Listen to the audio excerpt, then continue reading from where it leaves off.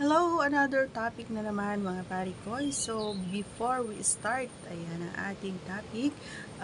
Ako po si Baby Hunter 16 at sa mga bago pa lamang po sa ating channel, maaari na lamang pong pakisubscribe at pakipindot ang ating tiny notification bell para ma-update kayo pag meron po tayong mga new upload videos. So, ang ating usapin ay bakit nga ba nilalaro ng mga babae ang kanilang mani or ang kanilang tingin sa tuwing sila ay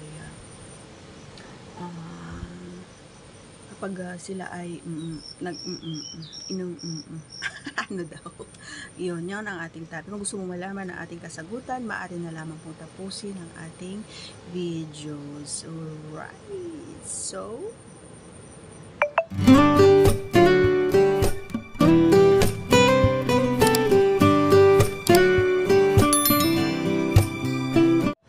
alright, I'm back mga pari ko. Ayun ang ating topic nga, gaya ng sinabi ko. Bakit nga ba? Hindi ba kayo nagtataka? Charot, hindi naman kataka-taka yun mga idol, no? Kasi ako, ginagawa ko yun minsan. Alam mo kung bakit? Ang dahilan ay, ang dahilan kung bakit nilalaro ko. Sa akin on my part lang ha. So, hindi ko alam yung ibang babae kung bakit nila nilalaro. On my part, kung bakit ko siya nilalaro, habang ako ay ng aking ay nakukulangan ako, no mga pari ko, nakukulangan ako doon sa ginawa na pagpapa-L sa akin ng aking kapare. Nakulangan ako. So, tinutulungan ko ang aking sarili para yung L ay mas madagdagan, kasi once na hindi ko nararamdaman yung L sa aking katawan ay talaga naman na mahihirapan talaga ako. Ayun, may patalastas na may nagpipip. Ayun, tawag dito, nahihirapan akong makatapos, no mga idol. So, kahit na anong tagal or kahit anong galing mo sa pagka-YOT ay talaga naman nahihirapan akong makatapos. So, yun yung way ko para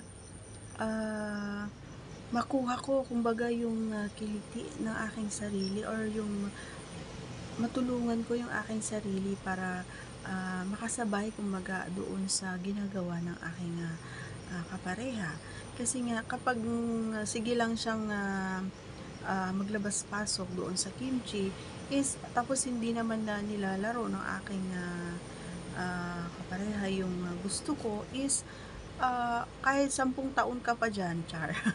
Wala talaga, hindi talaga ako matatapos. So, yun yung paraan ko, yun yung sagot ko kung bakit ko nilalaro yung aking para mapabilis at mapadali at para matulungan na makasabay ako at makuha ko yung hinahangad ko.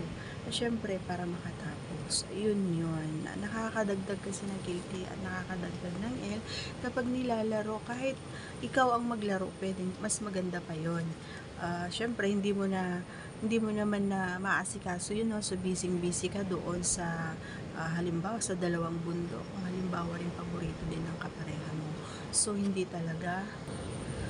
ko talaga naiiwasan talaga na hawakan, oo, yun. Kasi nga, lalong-lalo na kapag yung gustong-gusto ko rin na sumabay sa kanya, tapos nakukulangan ako doon sa ginagawa niya sa akin. So, ako na mismo yung humahawak doon sa alam kong makakatulong para makatapos din ako. So, yun guys, sana nagustuhan mo ating kasagutan. At once again, huwag kalimutan i-subscribe ang ating channel at click that notification bell para ma-update kayo, para lahat ng mga videos ko ay alam nyo kapag may mga bago tayo. Okay? So, God bless everyone. See you on our next vlog. Bye!